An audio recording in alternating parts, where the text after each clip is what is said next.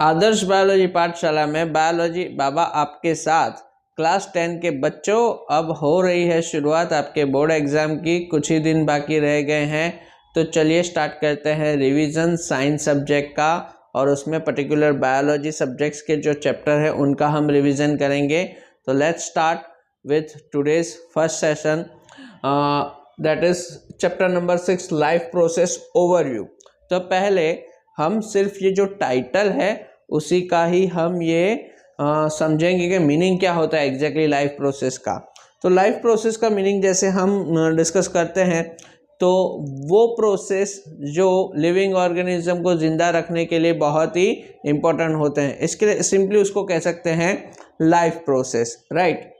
तो life process का overview हम देखते हैं, जैसे कि see this is the meaning of the life process. Life process are the basic functions that organism has to perform, that is has to perform to sustain their life. और उसके अगर हम वो लाइफ प्रोसेस को एक तरह से हम फिजियोलॉजिकल प्रोसेस भी कह सकेंगे, क्योंकि डेली लाइफ एक्टिविटी में वो प्रोसेस करने बहुत ही ज़रूरी है, जैसे कि digestion, excretion, respiration, reproduction, consciousness is also included in the one of the important physiological process of living organism. अब जैसे कि बात करते हैं that introduction to life process, तो life process are the basic functions that organism has to perform there to sustain their life. Example nutrition, respiration, transportation, excretion and reproduction. देखिए students, वैसे देखने जाए तो हर एक टॉपिक खुद में एक डेप्थ है, ठीक है। डीप से जितना चाहो उतना आप उसे समझ सकते हो, that is from higher secondary level या तो फिर ग्रेजुएशन लेवल, मास्टर्स लेवल। आप अभी 10th में हो, ठीक है, नेक्स्ट ईयर आप आ जाओगे 11th साइंस में, तो उसमें और थोड़ा डिटेल में आप जाओगे। लेकिन अभी के लिए अगर आपके सिलेबस पॉइंट ऑफ व्यू से देखने जाएं तो ये एग्जाम्पल कोट किए गए हैं, that is nutrition is also considered as one of the life process, respiration is also considered as one of the life process, transportation is also considered as one of the life process, excretion and also reproduction is included in your syllabus. अब जैसे कि ये मैंने कहा कि आपको बताया कि ये ओवरव्यू ऑफ द चैप्टर है, यानी सिर्फ टाइटल का ही डिसेक्शन हम कर रहे हैं, टाइटल का ही मीनिंग हम ले रहे हैं। तो उसमें हम देखेंगे कि लाइफ प्रोसेस में फर्स्ट जो है nutrition, see type of nutrition. Exactly पहले हम अगर फ्रेम अप करने जाएं तो what is the meaning of the nutrition. तो न्यूट्रिशन और न्यूट्रिएंट्स में ये बात ध्यान रखिए कि न्यूट्रिशन और न्यूट्रिएंट्स में बहुत ही डिफरेंस है। Nutrients are the essential compounds और कंपोनेंट्स और the substance that we get from the food after its complete digestion. Incomplete या टेम्पररी डाइजेशन होता है किसमें, स्टमक में, उसके बाद कंप्लीट डाइजेशन होता है स्मॉल इंटेस्टाइन में, और after the complete digestion of the food in the small intestine हमें जो इसेंशियल सब्सटेंस मिलते हैं, जैसे carbohydrate, protein, lipid, vitamins, minerals, ये सारे न्यूट्रिएंट्स हैं। और ये सारे जो फूड जो है, देखिए न्यूट्रिशन का मीनिंग क्या होता है कि पहले हमने खाना खाया, दैट इज इंजेशन, वो खाना हमारे डाइजेस्टिव सिस्टम में जाके डाइजेस्ट होता है, so it completes the process of digestion, that is also included in the nutrition. बाद में वही जो न्यूट्रिएंट्स है स्मॉल इंटेस्टाइन उन्हें एब्जॉर्ब करता है, एब्जॉर्ब करके थ्रू ब्लड उसे ट्रांसपोर्ट करता है सेल्यूलर लेवल तक, तो वो होगा एब्जॉर्प्शन में सॉरी। अनवांटेड जो फूड होता है, अनडाइजेस्टेड फूड होता है, बाद में जैसे कि बोलते हैं कि रप्चर सेल्स, टॉक्सिक मटेरियल, वो सारे एसिमिलेट होते हैं in the large intestine, that is known as colon, ठीक है। तो उसमें जो एसिमिलेट होता है उसे हम कहेंगे एसिमिलेशन, और उन सब का जो unwanted, undigested waste material, excretory product होता है हमारे बॉडी में, उससे हम एलिमिनेट करते हैं या तो उसको रिमूव करते हैं, that process is known as egestion. So after all the type of nutrition, हम ये जो टॉपिक ले उससे पहले न्यूट्रिशन का मीनिंग हम समझेंगे।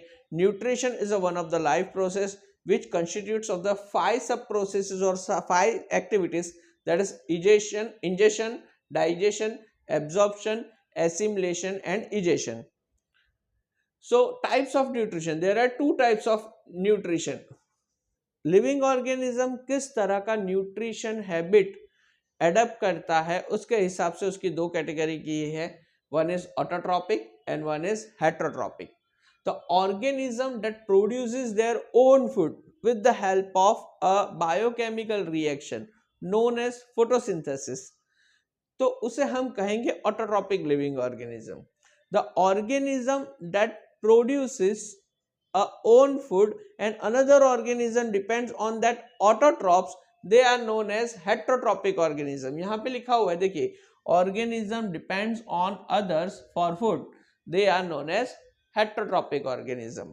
ठीक है, so that is a type of nutrition that is autotrophic and heterotrophic, and the organism which exhibit such kind of nutrition habit, they are respectively known as autotrophs and heterotrophs. Okay, so coming to our next slide, respiration. Respiration is also one of the important life process, the process of releasing energy from food.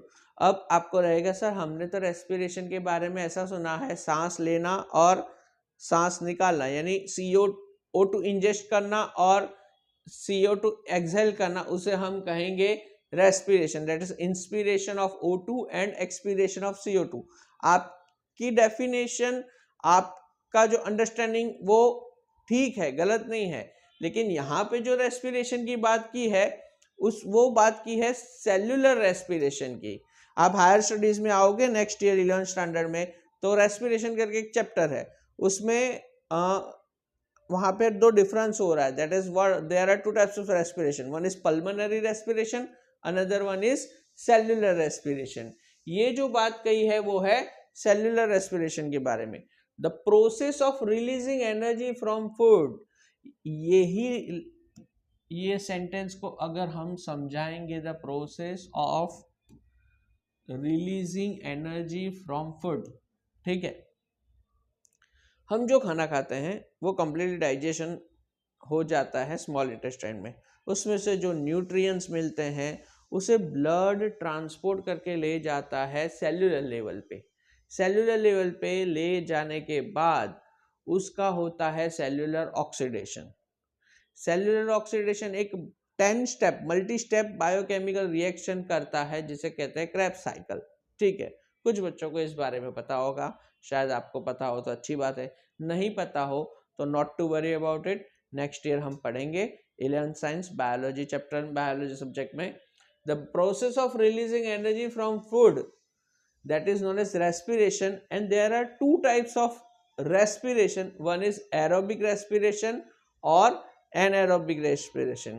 फिर से ये दो respiration के हिसाब से living organisms को दो category में बांटा गया है, aerobic respiratory living organisms, anaerobic respiratory living organism. A kind of respiration in which oxygen is required, such kind of respiration is known as aerobic respiration. जैसे कि it requires oxygen to produce energy from the nutrients, and another is anaerobic respiration that no oxygen is required. So if oxygen is not required, then there is one direct relation. See, if oxygen is not required, then less energy is produced. Competitive exams में ये पूछा जाता है कि what is the relation between the amount of oxygen required and the production of the energy that produce in the living organism. So that is the directly proportional relation, that more oxygen required more energy is produce, less energy is required less energy is produce. और उसको simply एक equation के form में दिखाया गया है. वो equation पे एक बार कंसंट्रेशन के साथ एक नजर डालते हैं. देखिए यहाँ पे ये इक्वेशन को देखिए, यहाँ पे क्या लिखा है, glucose plus oxygen gives carbon dioxide and water plus energy. कुछ बच्चे ऐसा होता है सर ये इक्वेशन याद नहीं रहती. तो ये इक्वेशन याद नहीं रहती, उसका एक ट्रिक है कि एक इंसान खाना खा रहा है यानी कार्बोहाइड्रेट खा रहा है, ग्लूकोज खा रहा है, खाते खाते वो सांस भी ले रहा है, तो उसके साथ जाएगा उसकी बॉडी में ऑक्सीजन। तो यहाँ पे हम देखो लिखते हैं C6H12O6 प्लस O2। खाना खा रहा है इंसान और साथ में सांस भी ले रहा है। सांस ले रहा है तो वो क्या कर रहा है, सांस छोड़ भी रहा है, यानी CO2 एक्सपेल करेगा। CO2 एक्सपेल करने के बाद वो खाना खाएगा, क्यों? क्योंकि उसे एनर्जी चाहिए, तो उसे एनर्जी भी मिल रही है, यानी ये भी देखो आ गया, एनर्जी भी आ गई। और वो एनर्जी के साथ काम करेगा तो उसको पसीना भी निकलेगा, यानी उसकी बॉडी में से पानी भी निकलेगा, तो वो वाटर भी निकाल रहा है। तो ऐसे करके एक ये ट्रिक है इक्वेशन लर्न करने की। C6H12O6 plus O2 gives CO2 plus energy plus H2O। और कोई कोई रेफरेंस बुक में या कोई कोई मटेरियल में ये सारी की सारी इक्वेशन बैलेंस करके दी हुई है। बैलेंस करके अगर हमें देखना है तो यहाँ पे हम 6 से मल्टीप्लाई कर सकते हैं। देखो कार्बन 6 है तो यहाँ पे 6 कार्बन कर देंगे। हाइड्रोजन कितने हैं, 12 है, तो यहाँ पे हम 6 कर देंगे। अब रहा सवाल ऑक्सीजन का, तो ऑक्सीजन देख लेते हैं। यहाँ पे ऑक्सीजन कितने हैं, 6 × 2 12 प्लस 6 यानी 18, और यहाँ पे हमारे पास कितने हैं, 6 और 2 8, तो 10 ऑक्सीजन हमारे पास यहाँ पे कम है। तो यहाँ पे अगर हम ऐसे कर सकते हैं 6 × 2 that is 12 plus 6 oxygen that is 18 and it gives almost यानी कंप्लीटली ये इक्वेशन बैलेंस हो गया है। देख सकते हैं कार्बन भी 6 है और ऑक्सीजन यहाँ पे 18 है, यहाँ पे 18 है, यहाँ पे हाइड्रोजन 12 है और यहाँ पे भी हाइड्रोजन 12 है। ठीक है ना। So the thing is that कि नेक्स्ट वाला जो लाइफ प्रोसेस इंपॉर्टेंट है, जो आपके ओवरव्यू में हमें समझाना है, that is transportation. Transportation means the transfer of port यानी लोकेशन। वो प्रोसेस जिसके थ्रू हमारे बॉडी में न्यूट्रिएंट्स और ऑक्सीजन हमारे ब्लड में से, या तो फिर जैसे देखिए ऑक्सीजन तो लंग्स में से to the different organs of the body, और जो फूड है, जो डाइजेस्टेड फूड है, उसको स्मॉल इंटेस्टाइन में से to different parts of the body तक पहुंचाना है, तो वो प्रोसेस जो है transportation. What is the importance of the transportation? There is distribution of the nutrients, gases and waste product. Okay, so ये तीन चीज ट्रांसपोर्ट करने के लिए एक इंपॉर्टेंट लाइफ प्रोसेस हमारी बॉडी में चाहिए, that is transportation. In human being में जो ट्रांसपोर्टेशन सिस्टम है उसे हम कहेंगे circulatory system, heart, blood vessel and blood. तो यहाँ पे सर्कुलेटरी सिस्टम में कौन कौन सी चीजें इंक्लूड है? एक heart number 1, blood vessels number 2 और ब्लड वेसल भी जैसे हमको पता है there are 2 kinds of blood vessels in our body, that is artery and vein. जैसे आर्टरी और वीन। प्लांट्स में जो है वो है there are 2 kinds of tissue that conducts the transport of various material between the different parts of the plant, that is xylem and phloem. Xylem जो होता है वो वाटर और मिनरल को ट्रांसपोर्ट करता है, जब फ्लोएम होता है वो फूड को ट्रांसपोर्ट करता है। एग्जैक्टली डिटेल में हम आने वाले सेशंस में भी देखेंगे। अगर आप सही में ऐसा चाहते हो कि नहीं सर कि हमने कंसेप्ट पढ़ लिया है और हमें रिवीजन चाहिए, तो आपको सारे सेशन फॉलो करने पड़ेंगे। और कुछ बच्चों की कंडीशन ऐसा है, सर हमने पूरे साल तो मस्ती कर ली, अब पढ़ा ना पढ़ा एक जैसा, अब हम सीरियस हो रहे हैं, लास्ट मंथ है, तो लास्ट मंथ में हम क्या करेंगे? तो अब जो सिचुएशन है उसको टैकल करने के लिए, उसको हैंडल करने के लिए हमें क्या करना है? ये LMR सीरीज है। LMR यानी लास्ट मंथ रिवीजन सीरीज। क्या कहेंगे हम? Last month revision series. ये जो सीरीज आप देखोगे तो उससे कई सारे कंसेप्ट आपके इजी भी हो जाएंगे। And one thing is more कि ये सारे सेशंस जो यूट्यूब पे है उसके डिस्क्रिप्शन बॉक्स में इसके प्रेजेंटेशन लिंक भी दिए गए हैं, तो आप क्लिक कीजिए और वो क्लिक करने के बाद आपको ये नोट्स आपके हैंडी हो जाएंगे। आप उसे रख सकते हैं, डाउनलोड कर सकते हैं, प्रिंट कर सकते हैं और जब चाहो तब उसे आप रेफर कर सकते हैं। आते हैं हमारे नेक्स्ट पॉइंट पे।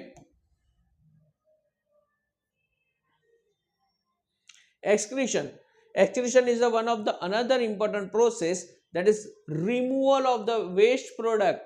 यहाँ तो इसको हम एलिमिनेट करके यहाँ पे ये एक अच्छा सा वर्ड लिख सकते हैं, removal of excretory products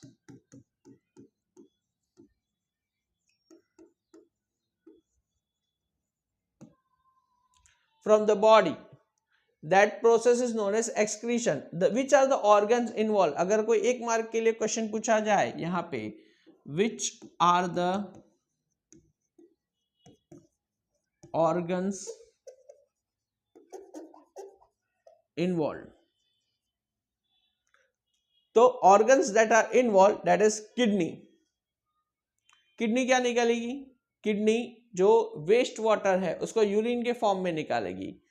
skin sweat यानी पसीना निकालेगी और लंग्स CO2 निकालेंगे। Okay, so the excretory system of the human includes that kidney, skin and lungs, and the products which are has to be removed from the animal, that is urine, sweat and lungs. Plant also has the excretory system, but that is not similar to the animals because the structural organization and the level of work distribution or functional distribution between the humans and plants are different. So plant loses the water in the form of transpiration. Transpiration की definition अगर हम recall करें या frame up करें तो a kind of physiological process in plants that loses the water in the form of vapours, right. आगे देखेंगे आने वाले सालों में, आने वाले नेक्स्ट ईयर जो चैप्टर आएगा फोटोसिंथेसिस इन प्लांट और एक ट्रांसपोर्टेशन इन प्लांट्स करके एक चैप्टर था जो ये नई एनसीईआरटी में से निकल गया है, लेकिन फिर भी हम उसका हर साल थोड़ा ओवरव्यू देख लेते हैं ताकि कंसेप्ट जो है वो ब्रशअप रहे और अच्छे से हमें पता चले। So the plant loses water in the form of transpiration, that is removal of waste through leaves. Okay. Next है रिप्रोडक्शन। रिप्रोडक्शन की अगर हम बात करें, a kind of life process in which the living organism produce a new offspring similar to itself. जैसे starting में बताया कि सर आप तो लाइफ प्रोसेस की डेफिनेशन ये बता रहे थे कि वो प्रोसेसेस के जो लिविंग ऑर्गेनिज्म को वाइटल रहने के लिए, जिंदा रहने के लिए हेल्पफुल होते हैं, तो विदाउट रिप्रोडक्शन क्या एक लिविंग ऑर्गेनिज्म जिंदा नहीं रह सकता?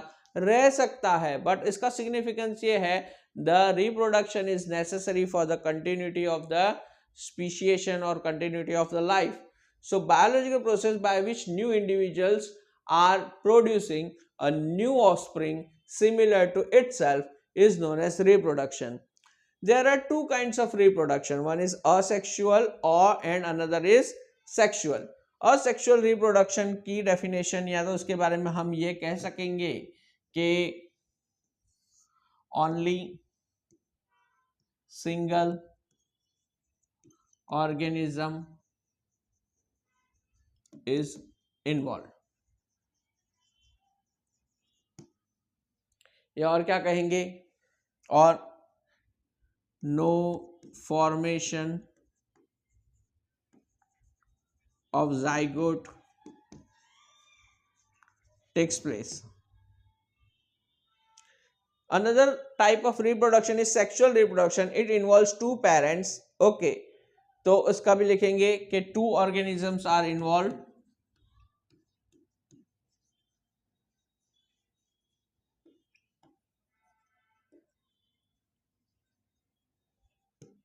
And formation of zygote takes place. बहुत ही डिटेल में चैप्टर है 12th स्टैंडर्ड में, फर्स्ट और सेकंड चैप्टर। फर्स्ट है reproduction in flowering plant and second is human reproduction, ठीक है। So two organisms are involved, formation of zygote takes place.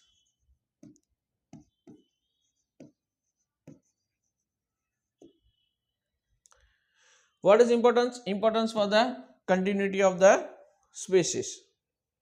Okay, so this is the first session of the chapter 6, that is life process कह सकते हैं, overview of the life process, right? तो सही में अगर आपको ऐसा लगता है कि नहीं ये सेशन हमारे लिए इम्पोर्टेंट था और इसके थ्रू हम बहुत कुछ जान सकते हैं, तो एक एज अ फ्रेंड सजेशन देता हूँ कि अब एक ही महीना बाकी है, कुछ समय बाकी है, आपके एग्ज़ाम नज़दीक आने वाली है तो जुड़े रहिए हमारे साथ और नए नए लेक्चर्स अपलोड होते रहेंगे। आपको कैसे पता चलेगा कि और एक लेक्चर अपलोड हो रहा है या हो गया है? तो आपको पता चलेगा कि जब तक आपके मोबाइल फ़ोन में नोटिफिकेशन नहीं आता। नोटिफिकेशन आए उसके लिए आपको बेल आइकॉन पे क्लिक करना पड़ेगा, चैनल सब्सक्राइब करनी पड़ेगी। आने वाले दिनों में और भी अच्छे अच्छे लेक्चर्स इसमें अपलोड होंगे। आपको सही में आपको उससे मदद बहुत मिलेगी and you are going to score maximum from this sessions. So तब तक के लिए जुड़े रहते हैं। ये बायोलॉजी बाबा आपके साथ बायोलॉजी पाठशाला में बने रहेंगे। फिर से मिलते हैं। Have a nice time.